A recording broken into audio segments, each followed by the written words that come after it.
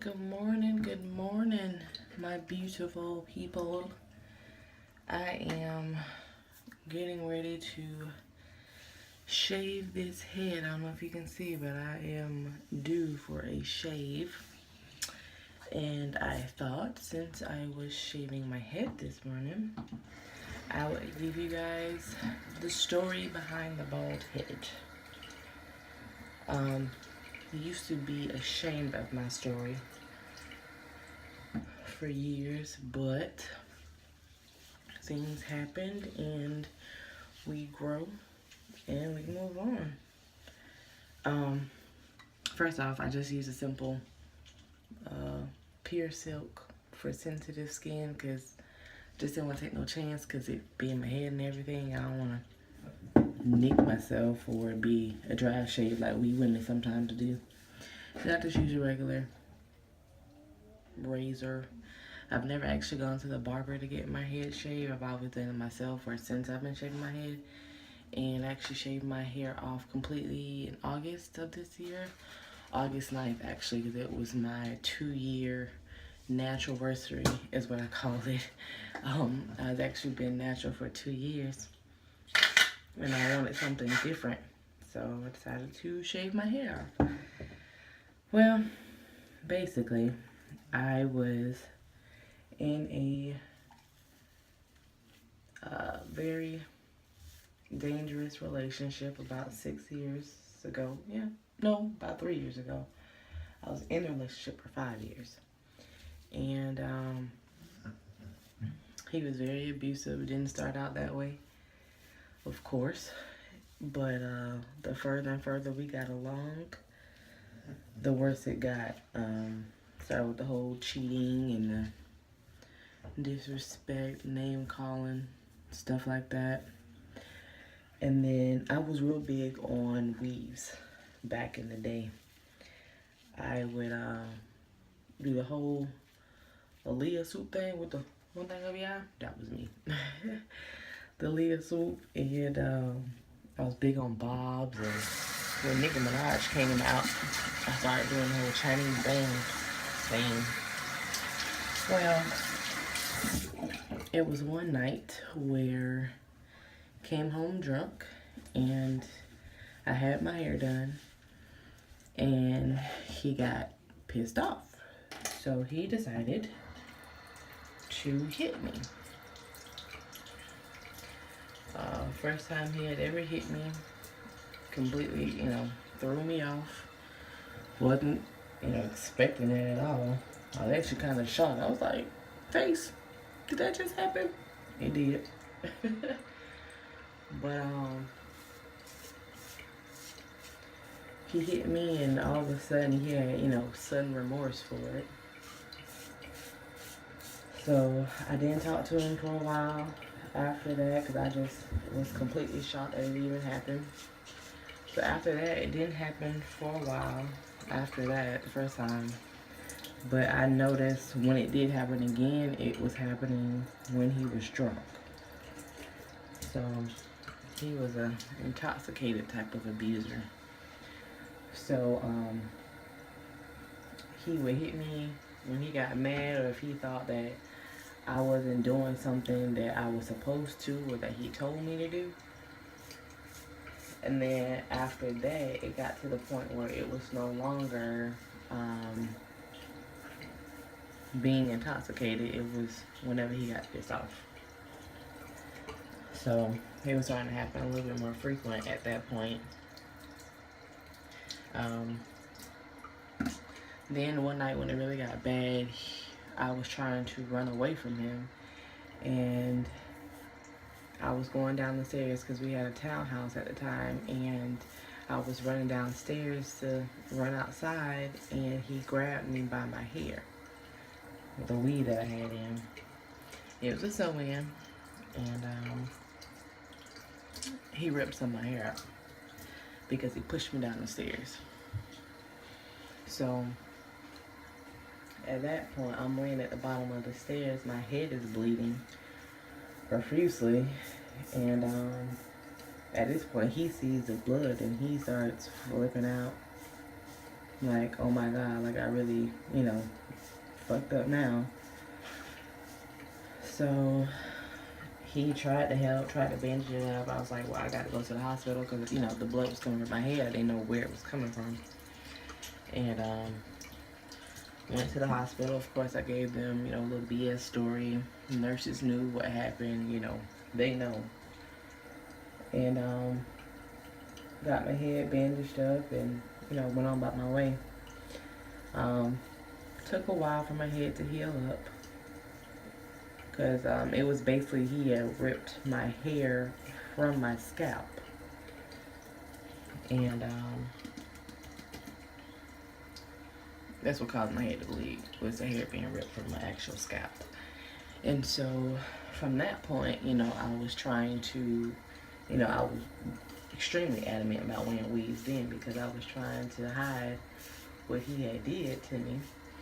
And he had literally took out the front half of my head. So it was from my edges to like midway. And it was, you know, all the way across. And, you know, it was bad, but it wasn't that bad. But then with me wearing the weaves and stuff like that, you know, all the tension on my hair, it wasn't helping either. So it was making the situation worse. So I was like, well, I'm just keep wearing weave, and, you know, hide it. Nobody's ever going to see. From that point, we had been together 5 years. He had never seen my real hair.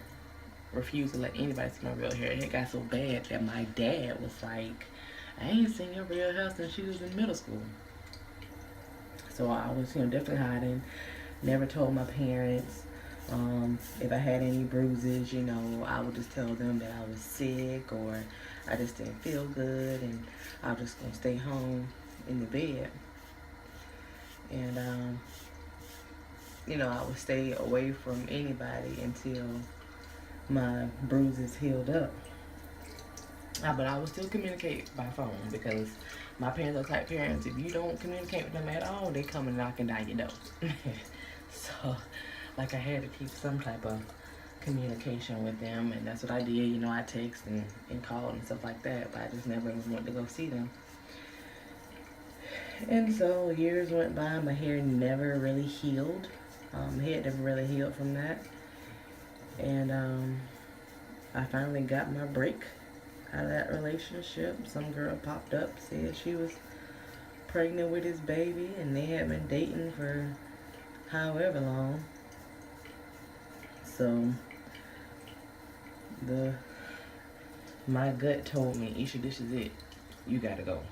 Like, she's giving you your way out. Like, you didn't want to get out, you know, by yourself. This girl is giving you a one-way ticket out. So, and a lot of people ask me, it was just the simplest question, and I just never had an answer for it. And they always ask me, why did I stay? I don't know. I do not know. I don't know, maybe if it was a mixture of me being scared to death or, you know, or me being scared that I wouldn't be able to, you know, take care of myself or fend on my own. I don't know.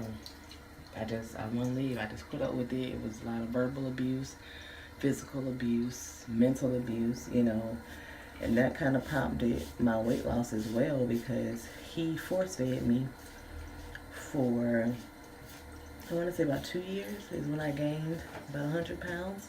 Because when I met him, I was 150 pounds. When we broke up, I was 250 pounds when I left him.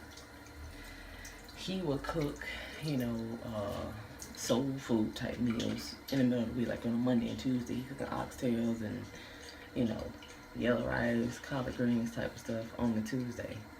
And then I'd be like, you know, I'm trying to lose this weight, you know, I don't want to eat that. And he'll tell me, oh, you gonna eat this food. I done cook this food, you gonna eat it. Or I'm gonna beat your butt. So I didn't feel like doing all that, so I ate. And then the crazy part about it is when I ate the food, he called me fat. When I started gaining the weight, he actually called me fat. He told me that he was no longer physically attracted to me because I was fat.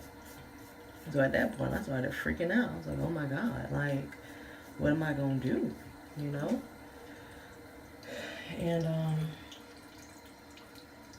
I was trying to lose weight. I tried everything. I tried, fat burning pills. I tried the hydroxycut. I tried the drops. I tried everything, but nothing would work because I was panicking, trying to lose weight the unhealthy way, trying to do it super fast, and it wasn't working. So, long story short, I got out and I went natural for 2 years, and I was struggling. So I thought, okay, maybe if I just took the weave out my head and did the whole natural thing, that my hair would grow back. It never grew back. I ended up going to a dermatologist, and they told me that I had scar tissue in my head from when he ripped my hair out. So that was never going to grow back. So, there was nothing I could do at that point. So I'm like, Lord, what do I do? Like, my hair's not going to grow back. And, women have always been told that, your hair is your crown and you got to do this and do that. And I'm just like, I don't know what else to do. So I started wearing scars. I actually made the scars like my little signature look. I had scars to match every outfit. And I would wear those all the time, but I got tired of when I went on vacations and stuff that I couldn't enjoy my vacation because, I had to do twist outs and, I had that 4C hair, so it was like shrinking up on me real bad. I had shrinkage real bad. And so, trying to get that situated, and then finally, August this year, I said, screw it. I'm chopping it. And don't get me wrong, I was scared as hell when I did it. Scared as hell because I was like, you don't know what type of head you have until you shave your hair off. So I was like, Lord, please let me have a head for this because once it's gone, it's gone. So actually I did it with my mom. She had alopecia. So she was having her own hair battles. And I said, well, Mom, what do you think about just shaving it off? So we shaved it off. Did it together, same night. Very liberating experience. We've been bald since August. Somebody asked me, they was like, would you ever grow your hair back out? I'm like, nah, I don't think so. I'm used to it now. Get my big hoop earrings and my sunglasses, I'm good to go. I save a lot of time when I get up in the morning now. I can save that much. Not that hair anymore. I just get up and I wash my hair with my facial wash when I'm in the shower. I just run it over my head and dry it off and slap some coconut oil on it or some shea butter and keep it moving. But I will say one thing, if you shave your hair off, you got to keep your eyebrows up to 4. So that's why today I am headed to these nice little people at this nail salon and have Mary come and get these eyebrows together. Because I got to be snatched and put together for the new year, honey. And go on the new year looking all crazy. But yeah, that's my story. Story behind the bald head.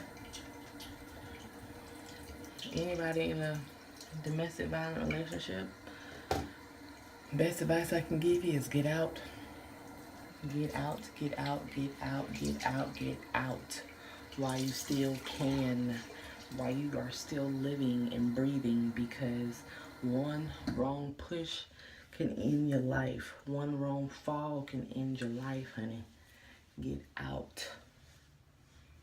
Save yourself. Save your dignity. Your mental headspace. Get out. Alright, sugars, that is it. This head is shaved smooth like a baby's bottom. Alright, ladies, I'm about to jump in this shower and get all cleaned up to get my day started. Alright, you guys, have a wonderful day. Happy New Year.